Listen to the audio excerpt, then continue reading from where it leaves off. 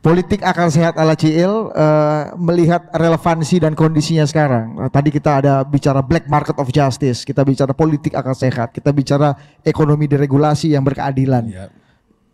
Coba Rocky kasih perspektif dulu.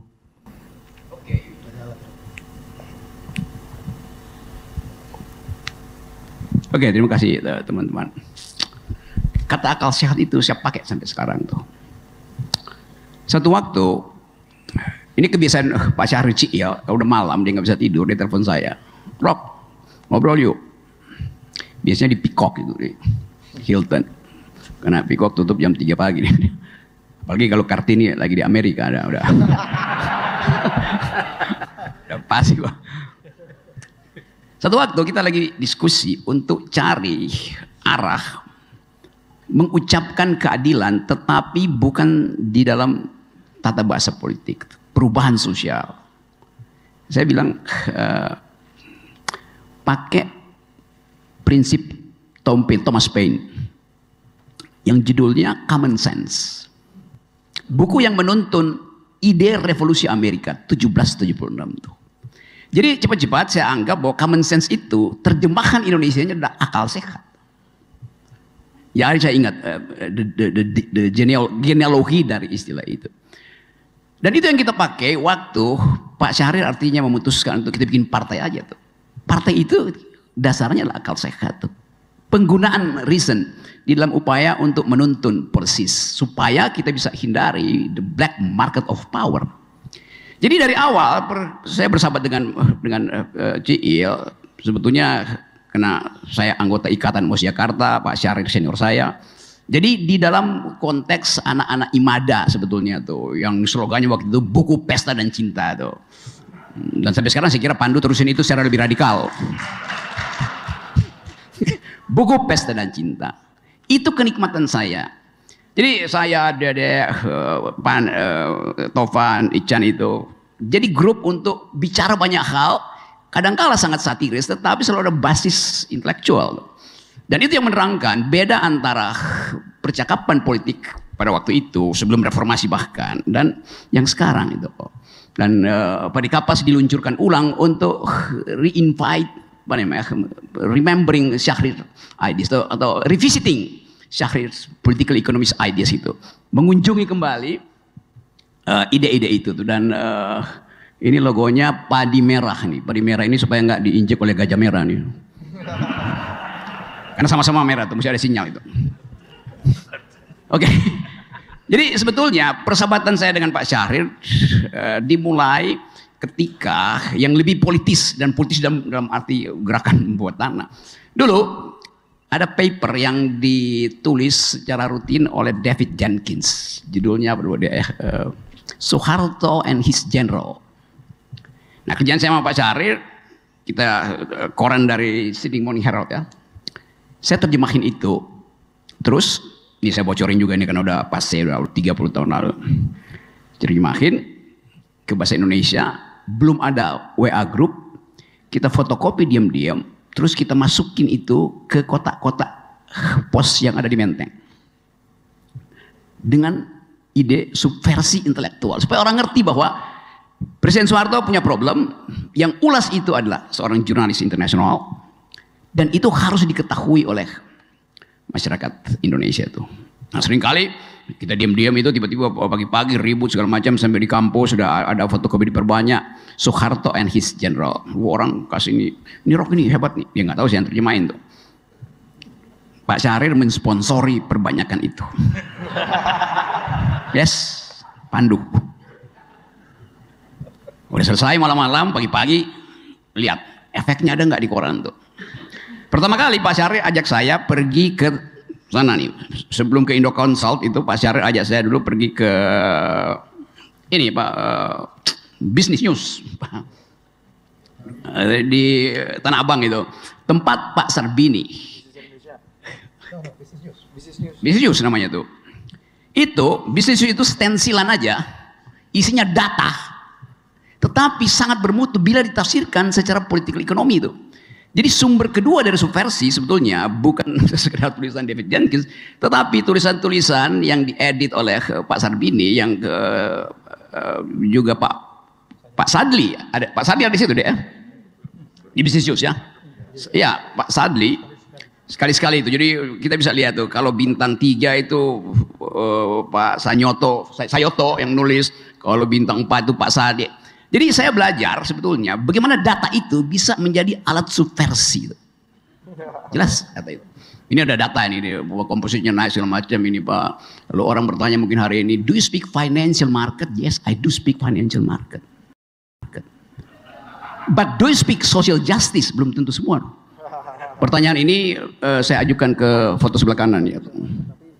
Bukan ke foto sebelah kiri yang nggak bisa jawab pasti. Jadi sekali lagi, politik diasuh oleh pertengkaran akademis. Betul tadi Dedek terangkan, kita kesulitan untuk membandingkan mana yang disebut cara berpikir libertarian dan mana yang liberal. Pada waktu itu orang samain aja libertarian, liberal. Padahal liberal itu kiri kalau di Eropa, di Amerika. I am liberal, artinya saya pro Partai Demokrat. Yang idenya social justice. Saya libertarian, saya pasti republikan. Gitu. Karena saya pro market. Nah, Ciil berupaya untuk lihat keseimbangan itu. Karena dia memilih untuk menerangkan ekonomi Indonesia, junto ekonomi dunia dengan perspektif political ekonomi. Gak mungkin seorang political ekonomi itu berkantor di Chicago itu. Belakangan memang Pandu belajar di situ tuh. Makanya dia jadi libertarian. Di dalam rasionalitas ekonomi. Tetapi social justice itu adalah ungkapan manusia untuk menghasilkan keadilan yang betul-betul otentik. Ide pertama waktu itu, coba kita lihat apa koneksi intelektual antara pada waktu itu orang tokoh libertarian itu dalam filosofi namanya Robert Nozick itu, minimal state analysis itu. Lalu tokoh liberalnya adalah John Rawls tadi yang mempromosikan semacam sosialisme Amerika itu, bukunya Political Liberalism itu. Yang bahkan kalau selama semua kabinet Demokrat di Amerika itu, Clinton, Obama segala macam itu bahkan dibuat film. Kalau lu nggak ngerti, call John Rawls kan ada filmnya itu tuh. Nah sekarang tahu nih John siapa yang ada di Indonesia tuh. Nah jadi sebetulnya kami bersahabat di dalam pesta setiap hari. Setiap minggu pasti Ciil tuh, itu yang tersedia di situ adalah buku, bicara diskusi buku sambil single malt itu Pak Dalmor atau Hibiki itu udah biasa aja kan. Itu Bu Kartini tahu nggak tuh? Apa? Soal single malt Bu Kartini boleh kan? Bu Kartini cuman dikit-dikit aja. Tapi Bu Kartini biasanya kalau dia capek dia pergi tidur tuh ya. Tinggal bajingan-bajingan yang ada di situ, Bang. Ngoceh tentang apa aja. Jadi ada kenikmatan. Jadi bayangkan enak banget kan pada waktu itu. Padahal itu kekuasaan, ujung dari kekuasaan Pak Harto tuh. Tetapi kebebasan untuk mengucapkan sesuatu itu nggak ada batasnya tuh. Jadi bayangkan misalnya itu seluruh TV nasional itu dikuasai Ciil. Dari Indosiar pagi sampai malam RCTI, temanya cuma satu. Apa namanya? Deregulasi. Nah kita mau coba lihat bagaimana ditanya relevansi dari pikiran Syahrir di sini. Kita berupaya untuk memantau. Yang pertama-tama kalau kita mau masuk dalam public policy itu adalah membangun institusi pendidikan. Karena itu kemudian Pak Syahrir minta saya mengetuai semacam sekolah pada waktu itu kita sebut sekolah ilmu sosial. Ideanya seperti kita mau bikin semacam New School for Social Research dari New York itu atau Frankfurt School yang bicara terus tentang critical studies itu. Karena itu ini saya kira yang teman-teman mesti ingat juga itu Pak Syahrir sangat kuat di dalam urgensi untuk menghasilkan pedagog, pendidik itu. Yang walaupun sekarang yang kuasai politik kita itu adalah para demagog gitu. Yang ngomong berbunga-bunga tapi tanpa pengetahuan sejarah intellectual history itu. Nah kita coba bangun itu. Mahasiswanya kita batasi 30 orang. Harus S1 supaya langsung bisa masuk dalam perdebatan ide. Dan sekolah itu bertahan kira-kira 3-4 kali itu. Lalu dibubarkan oleh pemerintah karena dianggap ini nggak ada pakem ini dalam kurikulum pendidikan. Waktu saya di Menteri Pendidikan panggil saya bilang, ini sekolah ilmu sosial ini apa? Universitas atau kursus atau apa? Saya bilang, ya namanya sekolah udah. Tetapi bayangkan misalnya di dalam kuliah 6 bulan itu hanya ada 3 mata kuliah diajarin. 1 filosofi, satu political economy, satu sejarah intelektual, termasuk sejarah intelektual negeri. Yang ngajar itu ada Profesor Darmin Nasution, Ibu Mary Pangestu mengajar di situ, Dr. Ignas Kleiden, Daniel Dakidai, Salim Said, Arif Budiman itu. Jadi bayangkan 30 mahasiswa, pengajarnya 15 orang PhD. Rasio itu bingung orang.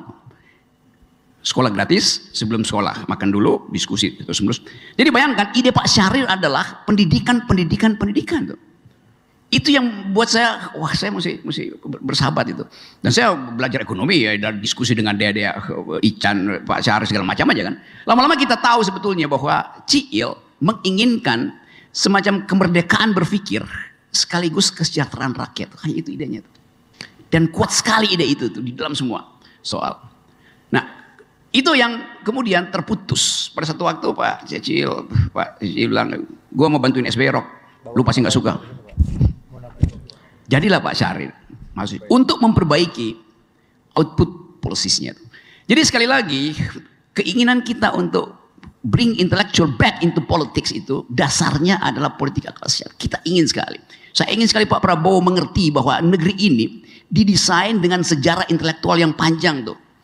Kemarin beliau bikin kesalahan presiden itu menyamakan PSI dengan Partai Sosialis Indonesia tuh. Salah keterangan Pak Presiden. Saya sebutkan aja, saya sudah sebutkan ke wartawan. Dan buat saya hal itu secara jujur mesti kita katakan. Karena presiden adalah kepala negara, akan di-quote nanti bahwa Partai Sosialis Indonesia anak cucunya membangun Partai Solidaritas Indonesia itu gak salah. Secara genealogi salah, secara value juga salah. Partai Sosialis Indonesia tidak pernah disingkat sebagai PSI, mesti diucapkan secara lengkap. Partai Sosialis Indonesia dibangun oleh Sultan Syahrir. Ide itu juga ada pada Ciil tuh. Karena Sultan Syahrir menginginkan manusia politik itu adalah manusia yang menghormati dignity itu. Bukan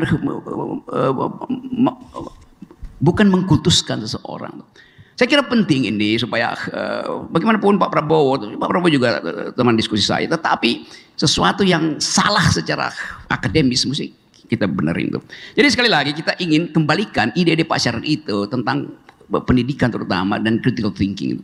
Nah, kemampuan itu saya kira yang wah itu jauh di atas standar yang pernah dipikirkan oleh Sultan Syahrir juga atau Pak Syahrir. Jadi sekali lagi kita senang sebelum kita berdiskusi bahwa ide ini kemudian di-upload dan kita mungkin akan berimajinasi bahwa seandainya Pak Syahrir hidup hari ini umurnya tadi 80 tahun. Mungkin dia sedang menyelesaikan periode kedua dari jabatan presidennya tuh, kalau dia masih hidup tuh. Seandainya tuh. Karena kalau beliau masih hidup kita akan kampanye bahwa ada seseorang yang basis pikiran intelektualnya itu menyatu dengan kehidupan politik sebagai aktivis bersama-sama Hariman dan teman-teman.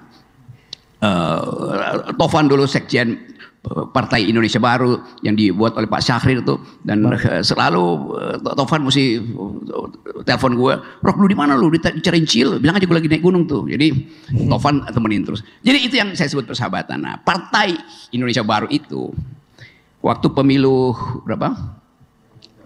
2010 ya? 4. 2008 ikut dalam pemilu tuh. 2004 udah ikut. 2004 ikut dalam pemilu dan menang di satu TPS di depan rumah Khatib Basri.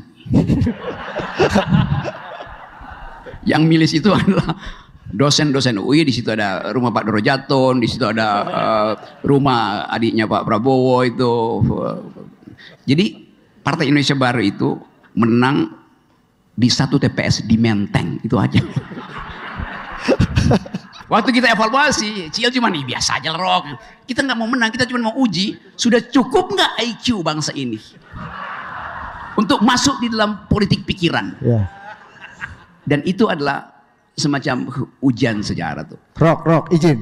Nih Jenderal Luhut tadi bisikin gua. Coba kau tengok, kenapa Partai Sosialis Indonesia kok dekat dengan konglomerat? Ini paradok kali gitu ya. Coba lu bisa jelasin nggak? Ya, Partai Sosialis Indonesia dekat dengan konglomerat setelah partai itu berjalan. Kan pendiri-pendirinya ada Pak Sudarpo, ada ayah dari Ibu Mari Pangestu, Pak Panglai Kim juga adalah anggota Partai Sosialis Indonesia. Memang pada waktu itu nggak ada pakai kartu anggota. Siapapun yang punya otak dianggap sebagai Dan bisa bahasa Inggris gitu. Jadi PSI itu semacam subkultur. Sekarang subkultur aja. Dan PSI tidak pernah menyerah tuh. Dibubarkan oleh Bung Karno, PSI bilang silakan bubarkan, tapi ide kami tidak bisa dibubarkan tuh. Jadi the power of ideas itu yang akhirnya melanjut. Kalau saya tanya mana anggota PSI, separuh dari kabinet sekarang itu berpikir secara PSI. Pasti. Karena kalau Fadlizon? Apa? Kalau Fadlizon PSI juga nggak? Oh, Fadlizon PSI in optima forma dia. Fadlizon, ya dia orang Minang udah pasti PSI lah. Jadi keadaan itu tuh, dan saya tetap bertumpu dengan Ciil karena berkali-kali kita debat, kadang-kala Ciil marah pada saya terus kalau enggak, saya mau berbeda pendapat tuh. Lu memang dari awal tuh mau menentang pikiran gue, enggak, kita berdiskusi. Jadi diskusi itu adalah modal kita untuk menghidupkan harapan itu. Dan diskusi yang paling keras didasarkan pada keinginan untuk menghasilkan kesimpulan yang paling bersih itu. Dan itu yang disebut oleh Tom Paine dalam satu kutipannya, apa dia sebut ya, di dalam buku itu dia sebut, the more harder the conflict, the more glorious the result, the more glorious the triumph. Semakin keras oposisi konflik itu, semakin bagus hasilnya tuh buat negeri ini. Jadi saya tetap tidak akan mengubah cara saya mengkritik. Kalau bilang Rocky Gerung nggak sopan dalam berpolitik, nggak, sopan santun itu bahasa tubuh. Pikiran tidak boleh ada sopan santun. Terima kasih. Oke, tepuk tangan.